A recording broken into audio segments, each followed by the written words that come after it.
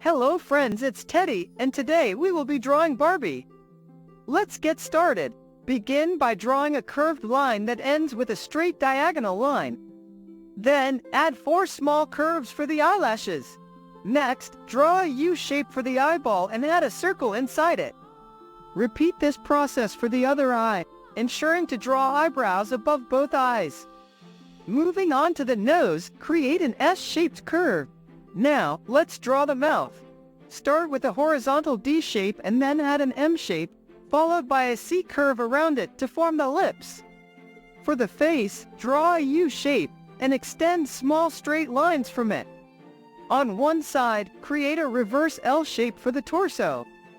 On the other side, draw a hand and extend a line below it. Don't forget to draw a belt with a buckle in the middle. Next, draw an M-like shape for the top part of the dress. To complete Barbie's arms, draw diagonal straight lines and add curves at the end to represent fingers. For the lower part of the dress, draw 2 curved lines from the torso and join them below.